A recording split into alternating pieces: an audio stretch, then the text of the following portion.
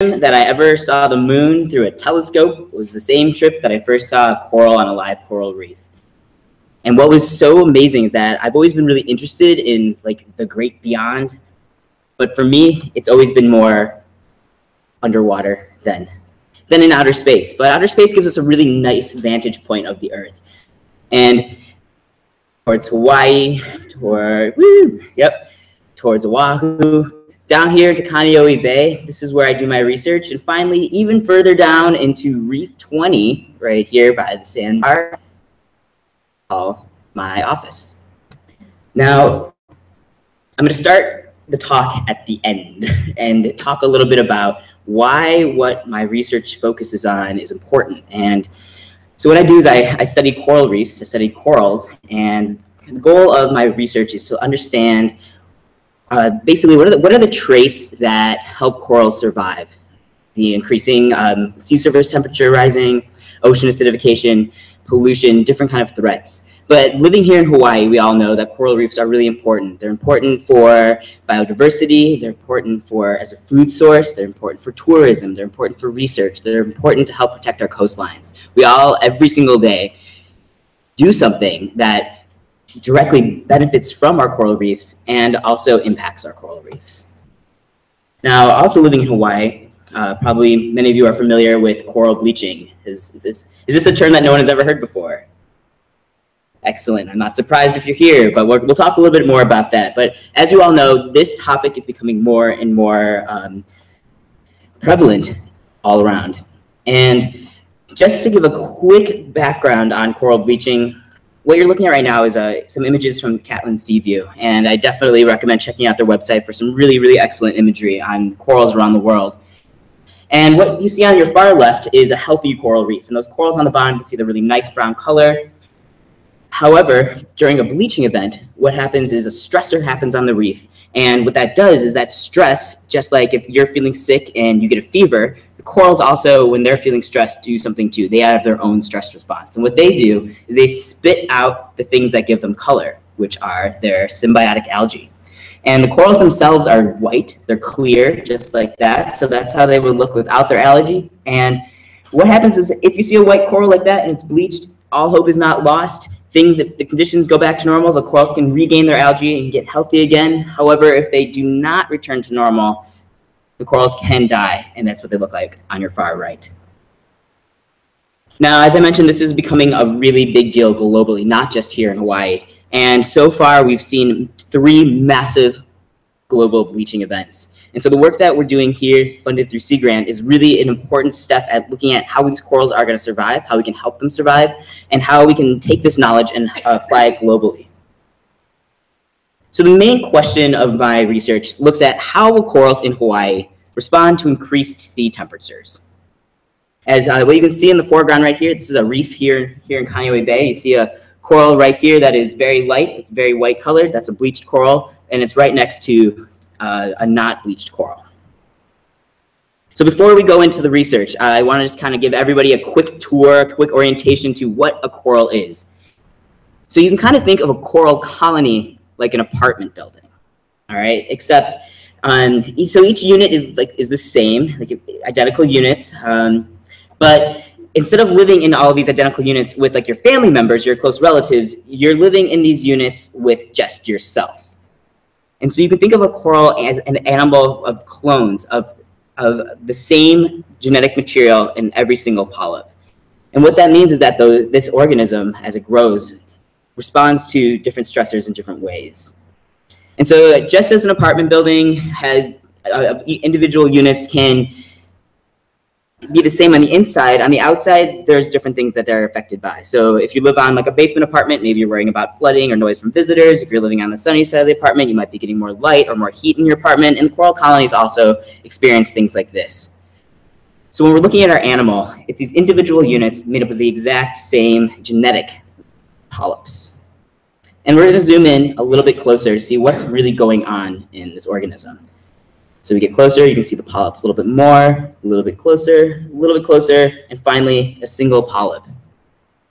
And a lot of my research is looking at symbiosis, or looking at the partnerships between the different players that make up what a coral colony is.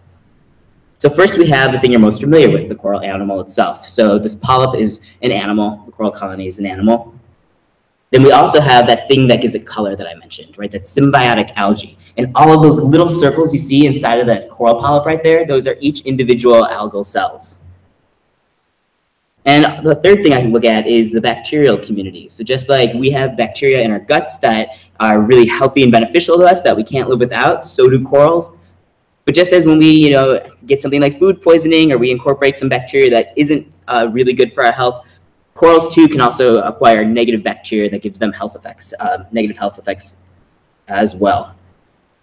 So my research looks at, can we predict what characters are most important in seeing if we can predict the response and recovery of corals here in Hawaii to thermal stress, so increasing sea surface temperature.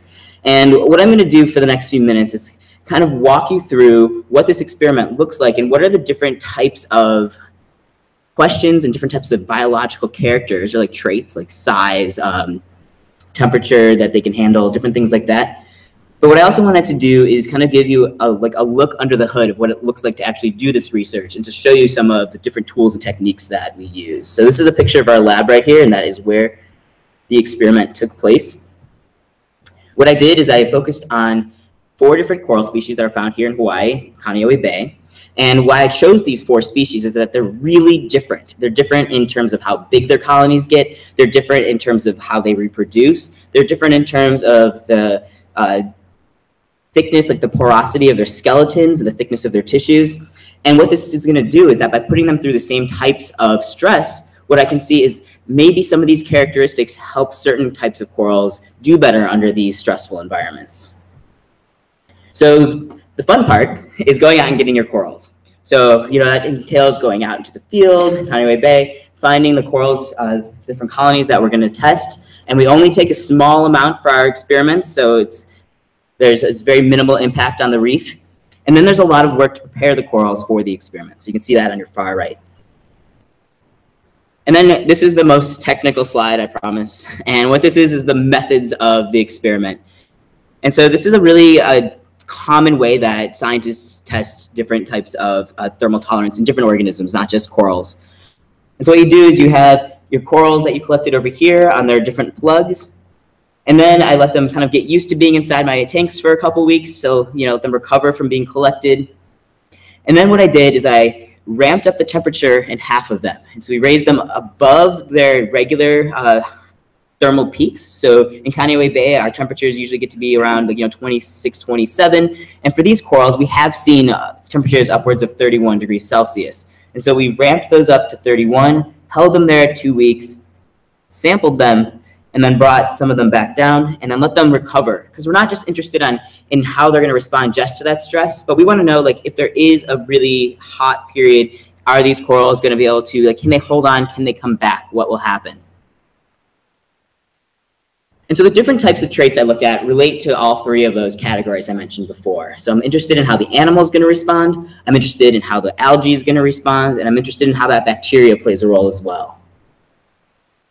So the different traits I'm looking at is for the animal, starting on your far left, is I'm really interested in structural geometry. Just like I was mentioning with the apartment building, if you're on the top of the building, you're getting a lot more sun, direct sun, that isn't good for the coral tissue. Whereas, if you're kind of tucked away in those branches, maybe there's less water flow, maybe there's less fish getting in there. So I'm interested in how that shape really plays a role. Also, something I do to measure that is I want to know what the surface area of the animal is. And so the next picture over is one of the different methods that we use to try to measure the surface level. And what we do is we cover the cleaned off skeleton in wax, and we're able to figure out exactly how much tissue is on top of there. One of my favorite things to look at is the next 2 photos, so photos 3 and 4. And that's the tissue thickness. And so as you can see on the first one on your left right there, the tissue is really, really thin. And then a different coral species, the next one over, is clearly way thicker. And what does that do for the coral? Can the algae hide in the tissues more? Are there more resources for the corals to use when they're under stress? So I'm interested in looking at that and how, if those corals are challenged with the stress, can they use those resources to help them make it through in recovery?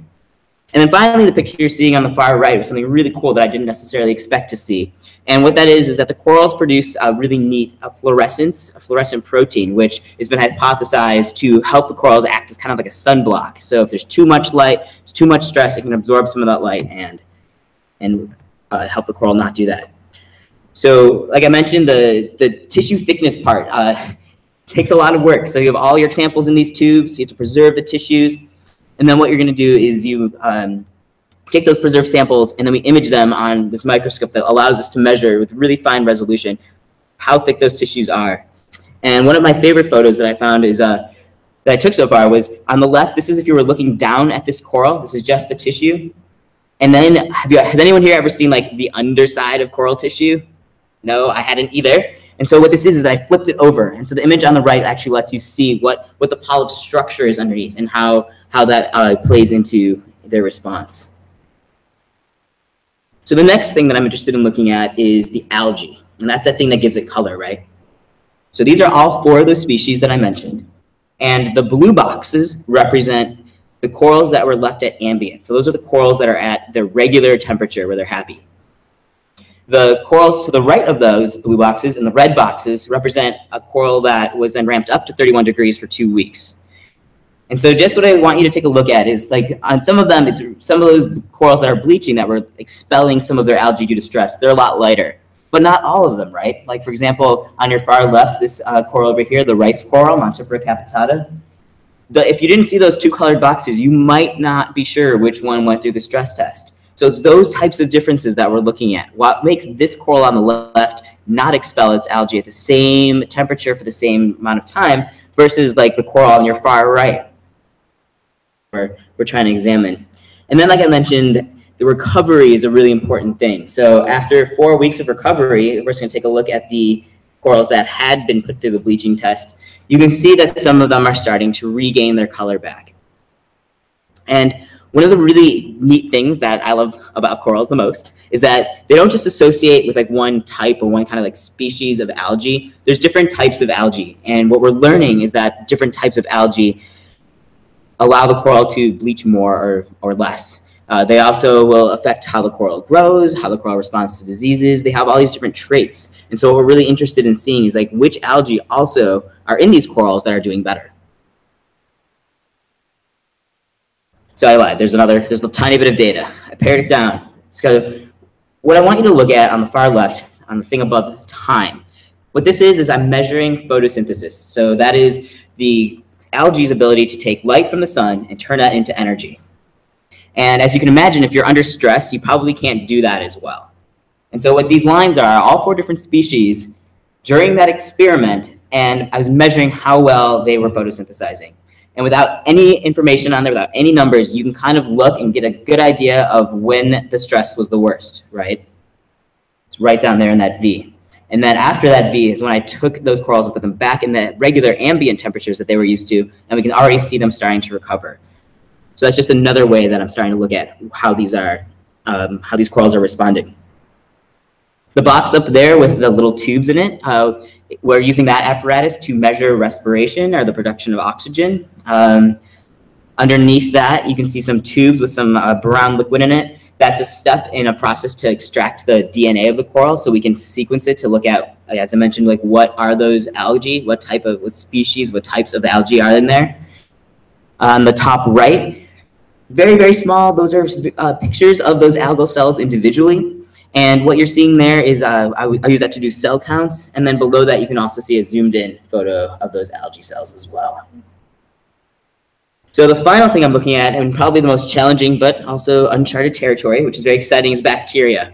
And this, there's no good pictures of the bacteria because they're very, very small. But something that's really exciting is that we're starting to really question, like, could these bacteria play a role in these corals that are surviving or not? And so what we're doing here is we're taking the samples of the corals when they were bleached and not bleached, sequencing to see which bacteria are there, and trying to understand if, the corals that are doing better, do they have more bacteria? Do they have different types of bacteria? Are we seeing a shift in who's there, who's not there when the corals are bleaching or not? Are there ones there that are known to cause diseases and things like that? And so this bacteria, looking at the bacteria is a kind of like a more in-depth way. Like, how does this symbiotic partnership with the coral and with the algae work to help the holoband survive? So going back to that original question, right? What is the recipe for success? We don't know yet, but we're hoping that we're going to know soon. And the work that we're doing here is bringing us yet one step closer. And with that, I'd like to end with a beautiful picture of the Great Barrier Reef taken from outer space. And thanks to the Gates Coral Lab, my intern, Brenna Carroll, the Sea Grant, and the Point Foundation. I'm happy to take questions at the end. Thank you.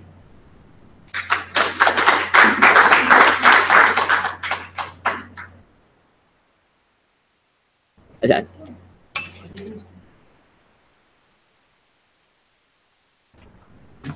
Okay. Good evening, everybody, and thank you for coming out. My name is Lucie Knor, and I'm a graduate student in oceanography here at the University of Hawaii. My advisor is Dr. Eric DiCarlo, and we work on ocean acidification and the connections between land, air, and sea here in Hawaii. So first of all, what is ocean acidification, and who and what is responsible for it? Does anybody know the main chemical that's responsible for ocean acidification? That's right, CO2. As always, you guessed it, because this whole talk and my colleagues' talks also focus on climate change. So here again, CO2 is the main problem. So we all know that CO2 in the atmosphere has been rising due to fossil fuel emissions, mainly due to fossil fuel emissions over the past about 200 years. But the second less well-known issue is ocean acidification. So since the air in the atmosphere is constantly in contact with the surface ocean, the CO2 that increases in the atmosphere actually enters the ocean as well, because the atmosphere and the ocean constantly equilibrate with each other. They basically try to evenly distribute the gases in between the water and the atmosphere. So as soon as there's more CO2 in the atmosphere, there's also going to be more CO2 entering the ocean. And as soon as it dissolves in the water, this CO2 reacts with the water to form carbonic acid. That's that H2CO3 on the right over there. And as the name says already, it's an acid, so it decreases the pH of the ocean, which means it makes the water more acidic. Now, what exactly is the relationship between this ocean acidification and the increase in CO2? This is a graph where all three of these curves have actually been measured here in Hawaii. The red curve is probably kind of familiar to most people. It's the CO2 concentrations in the atmosphere over the past 50 years. And as expected, they're increasing pretty smoothly. And then in the blue on the right, you can see the concentrations of CO2 in the ocean surface waters. And the slope of that curve is pretty similar to the one in the red. So the CO2 in the ocean is actually rising in a pretty similar way to the atmospheric concentrations. And in the green, to the bottom right, is the seawater pH. So as I said, that's a measurement of the acidity of the water, and that is going down basically at the same time. So CO2 has been rising in the atmosphere and the ocean, and the pH in the ocean has been getting lower. Now, why is that a problem? Mostly it's a problem because ocean acidification negatively impacts marine life. There are many organisms such as shellfish and corals who make their shells and their skeletons out of calcium carbonate. And that compound is much harder to form for these organisms in more acidic conditions. And in this extreme acidity, they will actually even dissolve. So on this picture, you can see a sea butterfly. It's a cute name, that has been exposed to increased levels of acidity, so lower pH, for 45 days in a tank. And as you can see, it slowly just corrodes. So how are scientists tackling the issue of ocean acidification? One thing that we do is we monitor the CO2 levels in the ocean. And there are two main ways that scientists do that. One of them is moorings and ship-based measurements. So for ship-based measurements, scientists go out on research cruises on ships such as the Kilo Moana down there on the right, which is a research vessel at the University of Hawaii, and take water samples, usually along a transect or at stations that are visited at regular intervals of time, and they measure CO2 and related parameters in the water. As for moorings, those are buoys that are fixed at a certain location and basically autonomously measure CO2 and often send their data via satellite to shore. And other than monitoring the levels, scientists are also, of course, trying to figure out how the ocean system responds to changes in acidity and how biological organisms specifically respond to those changes. And many people also do experiments, such as the one with the sea butterfly in the previous slide. So now you could say that from the graph that I showed you before, it could be kind of a straightforward problem. So why can't we just say, this is how much CO2 is rising in the atmosphere that is constantly being measured? And this is what the coastal ocean in Hawaii is going to do in response. So it rises this much in the atmosphere, then this is what the ocean CO2 is going to look like in a year in Hawaii, and this is how the pH is going to look like. We can't do that, unfortunately, because there are two main reasons that ocean acidification is a lot more complicated than that. The one reason is that there are other influences on the ocean CO2 system except just the atmospheric CO2 concentrations. So one big influence is biological processes in the ocean. So there are life cycles of photosynthesis, which actually takes up CO2, or respiration and decomposition, which will release CO2 by all sorts of critters in the ocean. And those cycles vary between day and night, as well as between seasons, and really strongly impact the CO2 chemistry of the water. An important factor in that is inputs of material from land. Here in Hawaii, for example, if we have a big storm that introduces runoff from the islands, then nutrients get swept into the water and kind of enhance the biological productivity, and that is going to have a big effect on the CO2 chemistry and also on the acidity of the water. And then other than biological influences, there's also physical processes that play an important role, such as wind patterns and currents that basically kind of stir up the water or promote or prohibit exchange with the atmosphere, or just simple water temperature, which has an effect on the solubility of CO2. So these things can also determine how much of that excess CO2 in the atmosphere actually enters the ocean.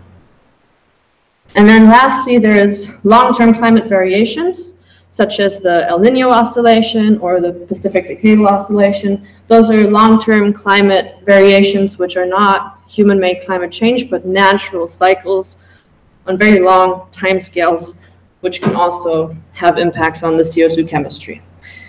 And coastal ecosystems, where many of the organisms that are most impacted from ocean acidification actually live, are especially difficult because many of those processes that I mentioned are especially important in these areas. So that's why ocean acidification gets really complicated in the coastlines. The second thing that makes ocean acidification research more complicated is the question of timescale and resolution. So this is the same plot that I showed you before, and you can kind of see that the red curve with atmospheric CO2 is rising pretty smoothly, whereas the blue curve, the seawater CO2, is kind of jumping up and down pretty crazily. So you can kind of imagine this is data points from 20 years. And just imagine we had only taken maybe 2 years worth of data in between 2000 and 2005. We may actually think that the CO2 in the water was not rising at all, but was in fact dropping. So that's why we really need to continuously monitor these changes, because the differences caused by ocean acidification are very small and on very large time scales compared to those other processes that I said before, which kind of cause these ups and downs. So what do scientists do to overcome these challenges and to kind of disentangle what is really happening in the coastal ocean in terms of acidification? We monitor ocean CO2 and the processes that might change it in coastal ecosystems other than ocean acidification. And we measure continuously to capture the changes at all time scales, everything in between daily cycles to long-term trends over decades. And the way that our project does it is using buoys that have autonomous CO2 sensors. We have 4 of these buoys deployed around the island of Oahu at the moment. There's Crimp 2 and the Kaneohe buoy, both in Kaneohe Bay, and the Kilonalu and the Alawai buoys on the south shore. They're actually all very close to shore, so if you're ever out there, you might even see them, especially the ones on the south shore. One of them is basically just outside of the Alawai Canal. And those buoys all measure the CO2 of the water and of the air, the temperature, the salinity, chlorophyll, which indicates photosynthetic organisms, so the algae, oxygen, and turbidity, which indicates the cloudiness of the water. And they measure those at 3-hour intervals. And this time series is actually the longest running CO2 time series in the coastal ocean. We now have measurements for about a decade. And this is just an example of some of the data that we get. You can actually look this up at PMEL, the Pacific Marine Environmental Laboratory, who upload this data in real time, so basically directly from the buoys onto the internet. And those kind of smoother looking curves are the verified data, and those dots over here is the real-time data that has not been quality controlled yet. But you can check both the real-time seawater and air CO2 at all 4 of our buoys directly online. That's it. Thank you very much, and I'll wait for questions afterwards.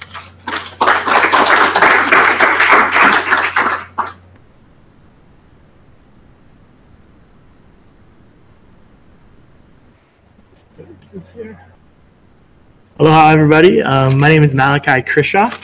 I'm a graduate student at University of Hawaii at Manoa. Actually, I'm not a scientist. I'm an urban planner. I'm getting my degree in urban and regional planning. So we're going to take a step out in some way, looking at kind of the broader system. I'm a graduate research assistant for Dr. Danielle Pirandelli. She's also a professor in the department. And we're working with another professor, Dr. Suan Chen, and the professor in civil engineering, Dr. Roger Babcock.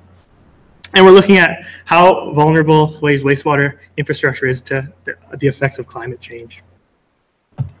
So just a brief overview of what we're going to talk about. Let's talk about the overall project, kind of the overview, taking that systems approach, climate change context, which we're all talking about here today.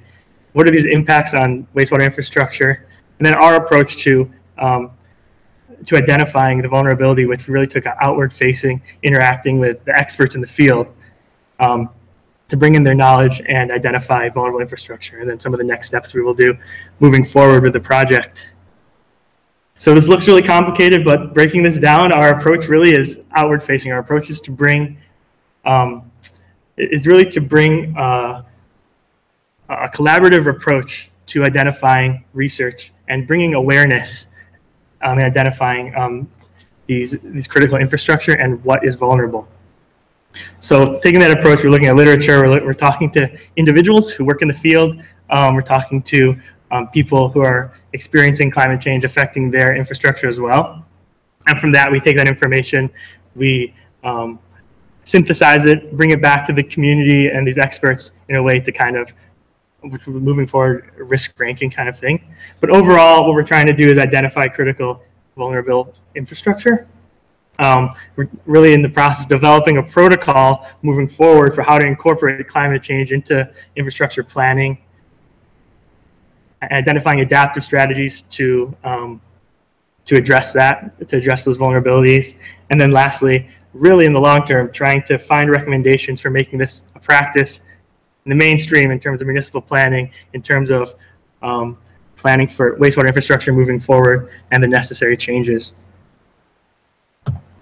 So just to rehash kind of what everyone has talked about, this is obviously a very familiar, graph now that we've seen it again, but this is this impact of climate change we're seeing and the growth. We've seen a 25% increase since the 1950s in carbon dioxide concentration. And these effects really impact Hawai'i, as we've seen. As we know, carbon dioxide is the #1 driver of climate change. And the impacts in Hawai'i specifically are these changes in rainfall patterns, changes in weather. Weather changes every day, but the long-term effects in terms of the patterns, as you know. Sea level rise, which is one we see every day, and which Sea Grant is doing a lot of great work around. If you haven't been a part of the King Tides project, I think today or this morning was one of the collection opportunities to put on your citizen science hat. So there's a lot of information about that, and we'll come back to that. Coastal erosion, wave flooding, groundwater inundation, increase in tropical storms. So really what this comes down to is this idea of flooding, this idea of the changes to the coastlines in Hawai'i.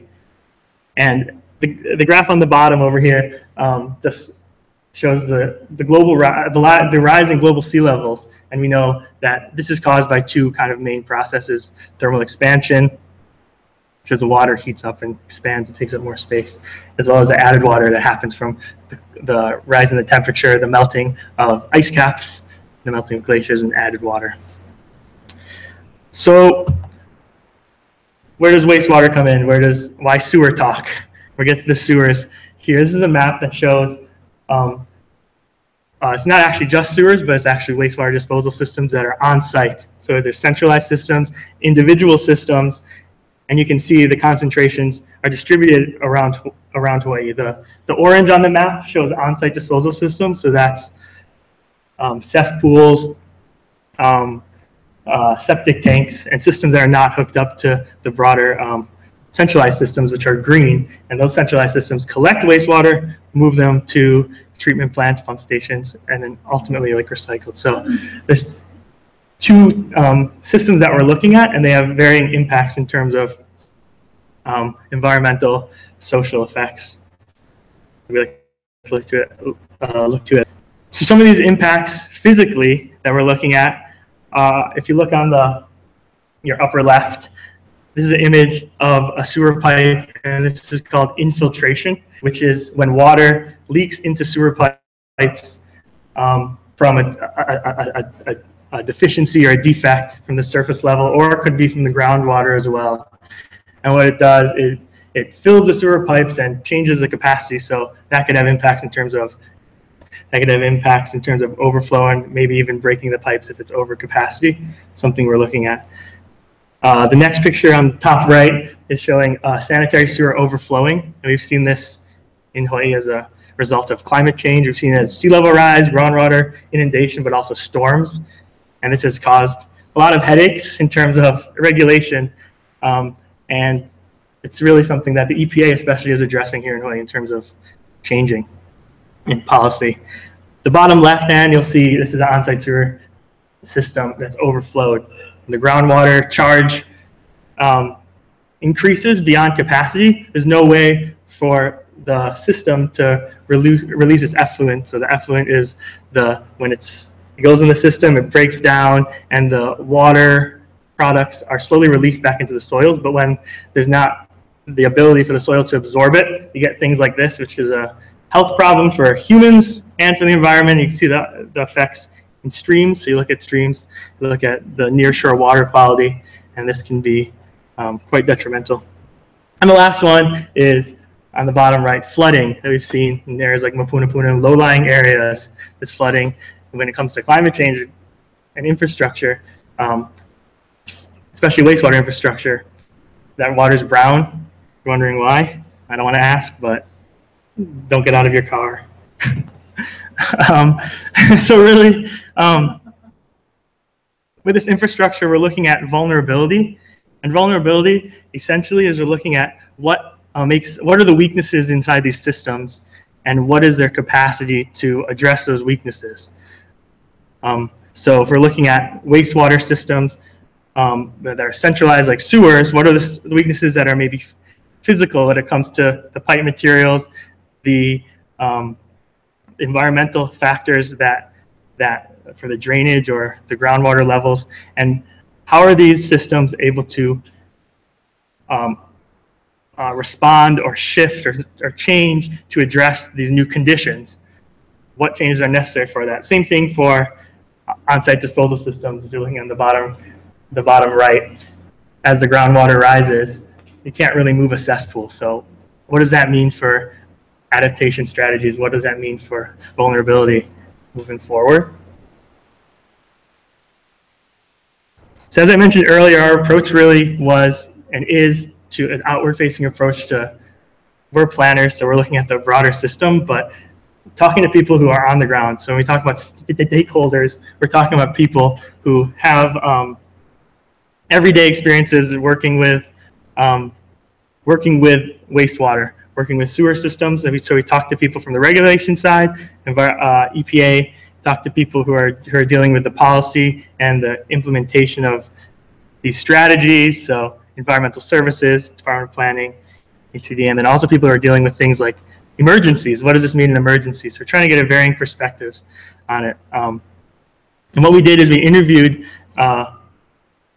these people, these experts using kind of a similar protocol, but each of them is coming from a unique perspective because they focus a lot of them just on one specific area of the system. So through that, we're having kind of a conversation with them about what they view as the real vulnerabilities in the system, what parts of the system do they think are threatened by climate change from what they've experienced and then what they know as experts.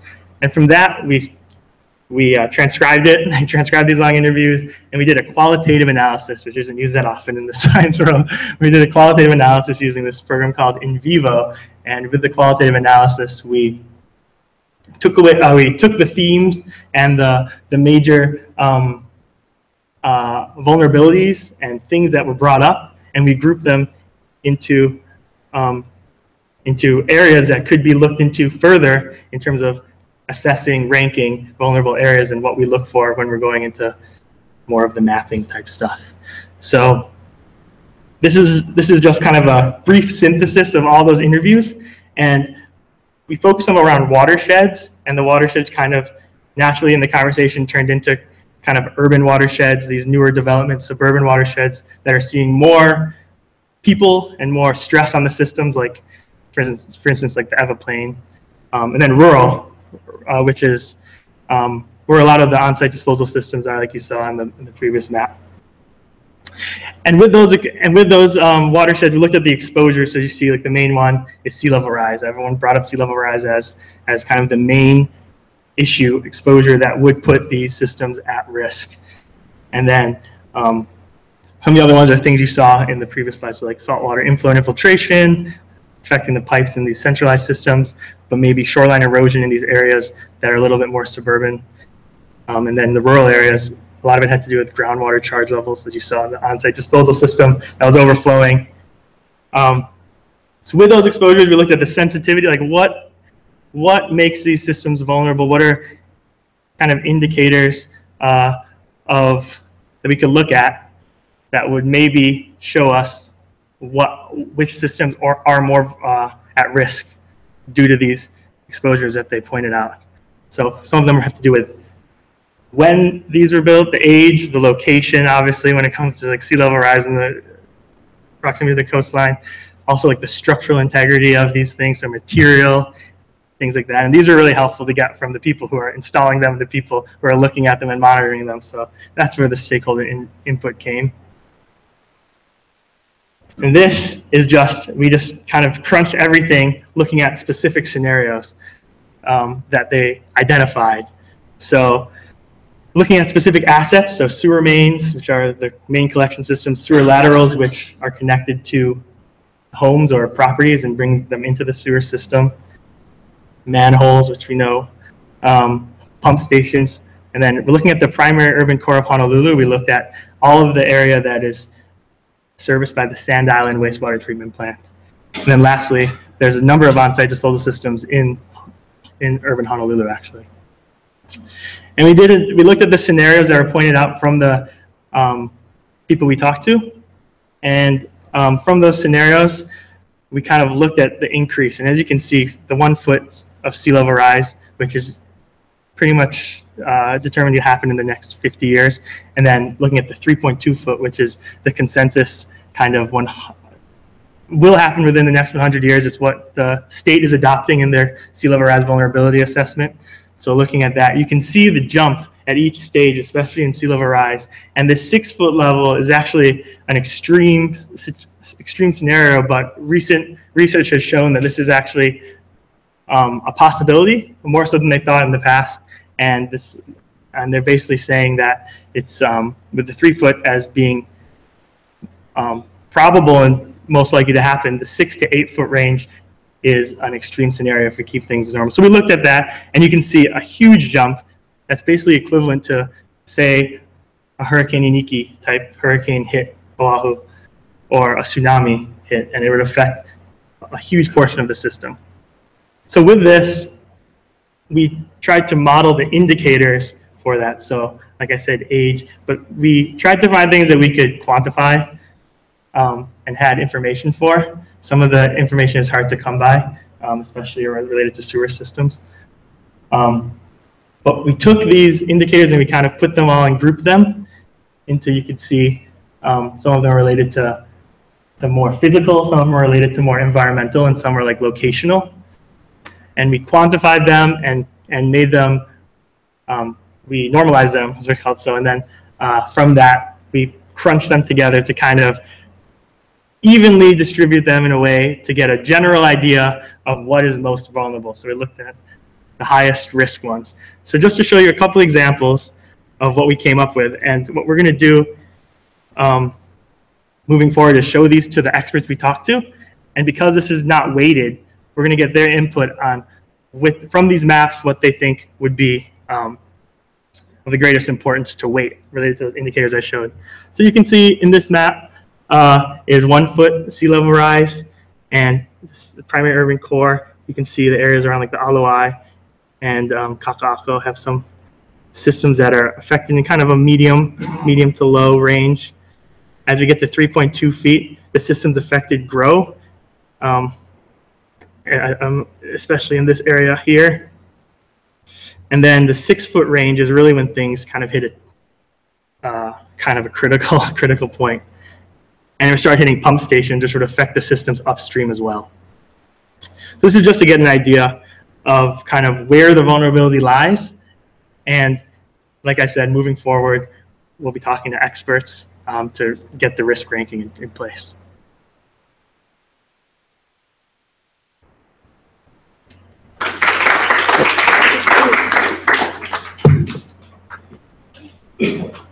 We open up to questions. Yeah. Oh. Methane being the number one problem.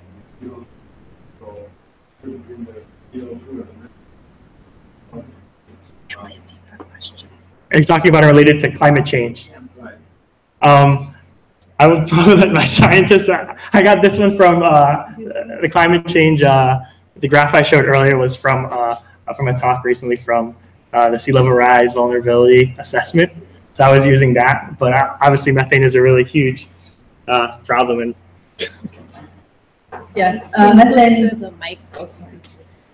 Methane is a big problem in climate change. That's true. Methane is actually, I think, a stronger greenhouse gas than CO2, but it's emitted a lot less by humans.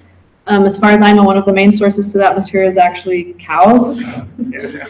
Another big problem is that there's methane hydrates on the ocean floor, which is basically a solid form of methane. And there has been research showing that these might become unstable and leak to the surface, both from the ocean floor and actually from permafrost soils in the northern hemisphere and the polar regions. So that might be a big problem in the future. These kind of destabilize and enter the atmosphere. But that's, I think, nothing that either of us really focus on. So it's just off the top of my head. oh, yeah. Lucie, question. Yeah. Lucie, you know that when you Can I go back? It's about the 2 weeks that we kind of have a call. You're subjected to stress for 2 weeks, and then it was 2 weeks of the to a temperature of 31 Celsius. Why did you choose 31 degrees? Great question. Shayle, can you use the mic and stand closer? Yes, I can. I will look over here. That's a great question. So the question was, why did we choose 31 degrees as our stress temperature? So different areas of the world have like different different maximum temperatures that they reach. And from our previous bleaching events in Kaneohe Bay, when we've gotten to a threshold of bleaching where we've seen it naturally in the field, pushing 31 is where we knew it was going to bleach. There are other corals and other locations like, the Red Sea, for example, that are getting temperatures up to like 34 more normally, like doing air quotes, people on the internet. But so it's challenging to choose those temperatures because, as a lot of other studies will show, like sometimes do we project to the future? Do we say, okay, if we think it's going to get to 32, should we push them there now or like higher? But for us, we're trying to get more of an idea of not just like, can we bring will these animals survive at, that 31 peak, but kind of how long? Like, let's say that the water, like there's no wind and the water just sits there for a couple weeks. Like, so something that's a little bit more ecologically relevant. I'm definitely interested in to see if we could condition them, for example, to slowly like ramp them up. See kind of like how you train for a marathon, you run a little bit more every day. So something that the lab is working on right now is seeing if we can do that with these animals. If we slowly expose them to higher and higher temperatures, maybe they can reach that level. Okay. First of all, where did you go to school? I grew up in the Midwest. Yeah. And your name, what kind of name is that? So that's a great question. So it's a type of rock. It's spelled different. That's my mom's fault. But the cool science connection. So my name is Shayle, and as you know, like it's something we drill for oil in. But so we don't know a lot about the geologic history of invertebrates, of animals that don't have skeletons, because as you can imagine, right when they die, they decompose, and there's no bones to find later. But at one point, a long time ago, basically all of these invertebrates died and were preserved in shale, in this type of rock in Canada. And there's this thing called the Burgess Shale, and it is this huge, huge deposit of pretty much all we know about the history of marine invertebrates. And so I was like, Mom, guess what? You chose the best name. But it's a type of rock. When I looked at it, I wanted to say shady. Yeah, I get a lot of that. But yeah. Yes.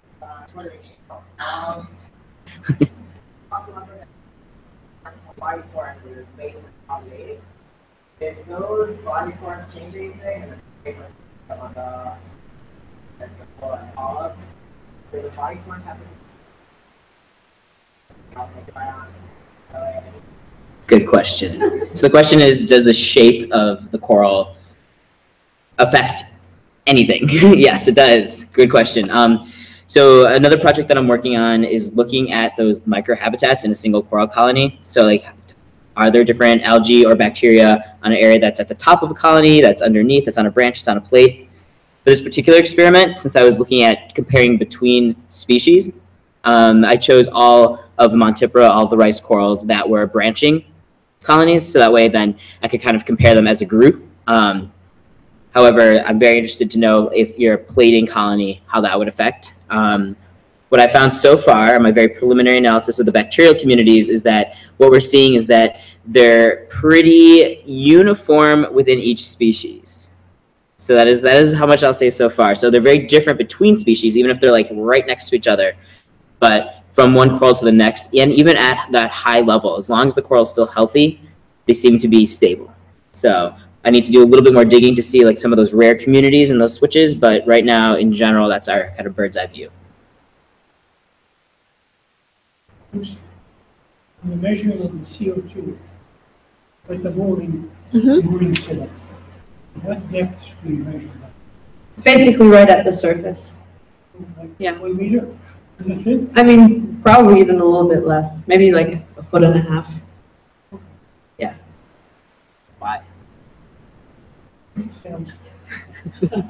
Because we're why? Thank you for that question. First of all, because we also have to measure the air CO2, so that's closer together.